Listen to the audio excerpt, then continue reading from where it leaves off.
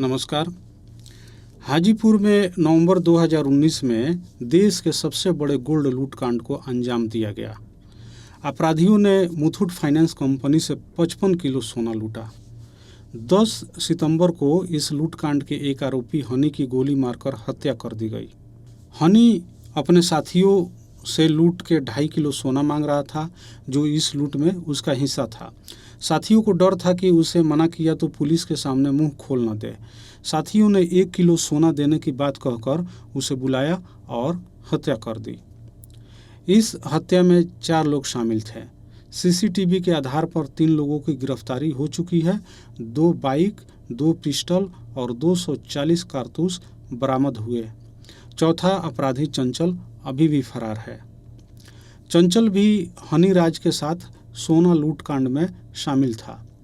इस पूरे लूटकांड का मास्टरमाइंड चंचल ही था। वह पकड़ा नहीं गया, लेकिन हनी की हत्या में चंचल ही शामिल था। हनी का दोस्त पवन ने एक दैनिक अखबार के साक्षात्कार में बताया कि हनी राज सोना लूटकांड में जेल से बेल पर मार्च में बाहर आया। चंचल से संपर्क किया। हनी ने कहा, मुझे मेरे हिस्से का सोना चाहिए। चंचल ने कहा कि तुम लोगों ने अपने हिस्से का सोना पकड़वा दिया। हनी ने कहा कि मुझे अपनी बहन की शादी करनी है। तुम लोगों की वजह से मैं बर्बाद हो गया हूँ। अब मुझे अपना बिजनेस करना है।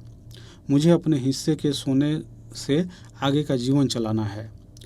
चंचल सोना नहीं देना चाहता था, लेकिन उसको डर था कि कहीं गुस्से में आकर हनी पुलिस से मेरी मुखबिरी न कर दे।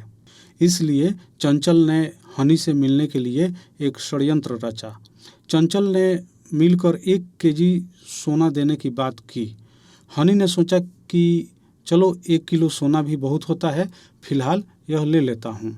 हनी ने ही चंचल से सोना लेने वहाँ बुलाया था। पवन ने बताया कि हनी नहीं चाहता था कि उसके घर के आसपास सोने का लेन देन हो। हनी चाहता था कि किसी सुनसान जगह पर ही यह लेन देन हो। इसलिए हनी ने मेरा घर चुना। मेरे घर के पास शाम को काफ़ी सुनसान रहता है।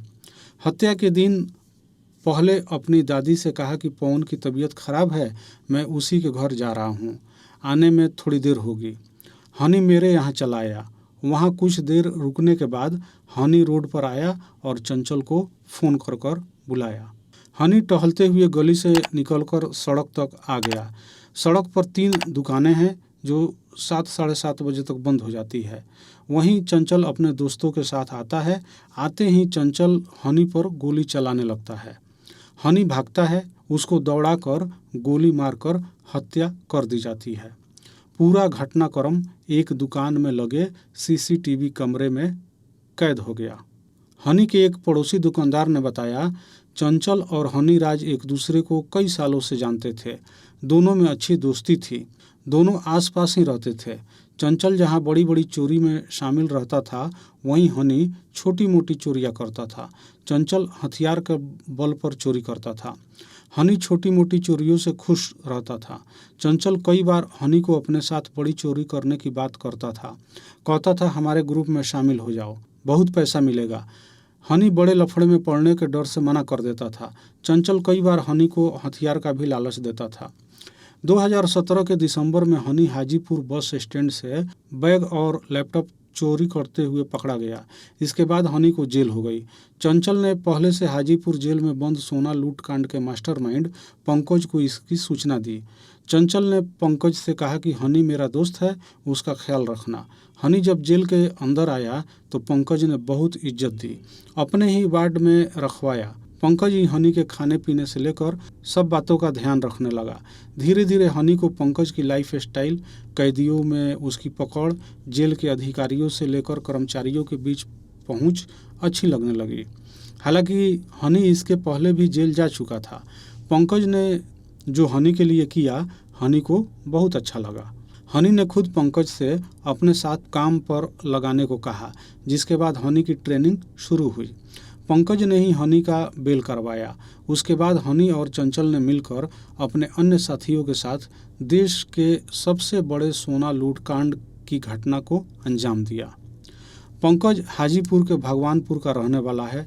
पंकज के ऊपर 17 से ज़्यादा मामले दर्ज हैं। पंकज ने अभी तक लगभग 24 लूट की घटनाओं को अंजाम दिया है।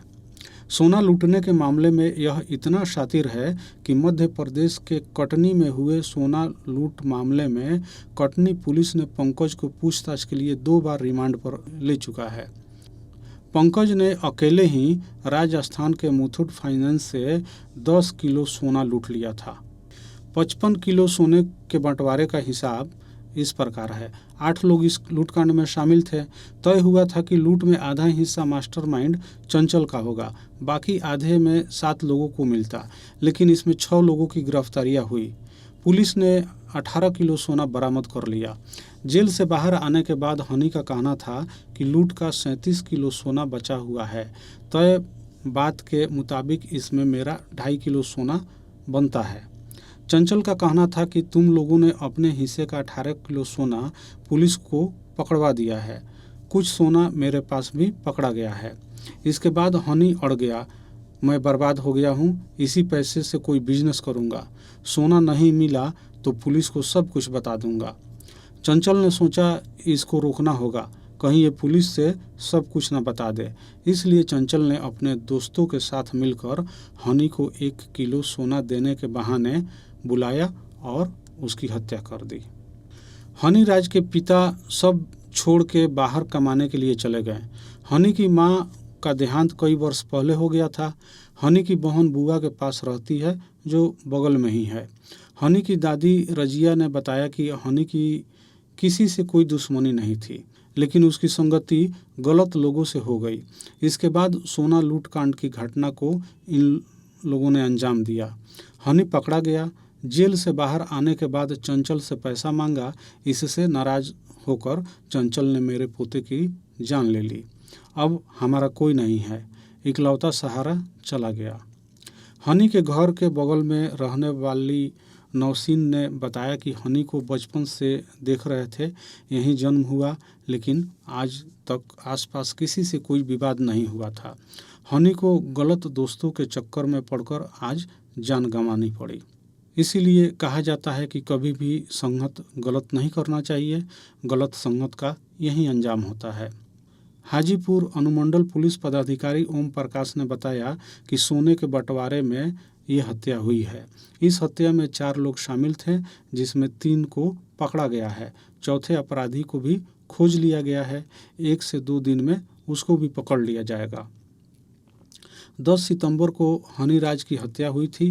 करीब 6 महीने पहले ही हनी राज जेल से जमानत पर बाहर आया था।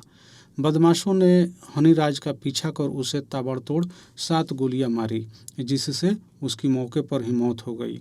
इस घटना का सीसीटीवी फुटेज भी सामने आया था, जिसके आधार पर आरोपियों की पहचान की गई थी। बता दें कि हाजीपुर में 23 नवंबर 2019 को मुथूट फाइनेंस कंपनी से 55 किलो सोने की लूट हुई थी। 8 बदमाशों ने 55 किलो सोने की लूट की थी। उस वक्त लूटे गए सोने की कीमत 20 करोड़ रुपए थी।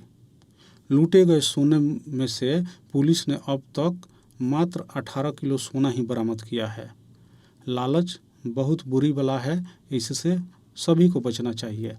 अगर ये हमारा वीडियो आपको अच्छा लगे तो कृपया इसको लाइक करें, शेयर करें, सब्सक्राइब करें।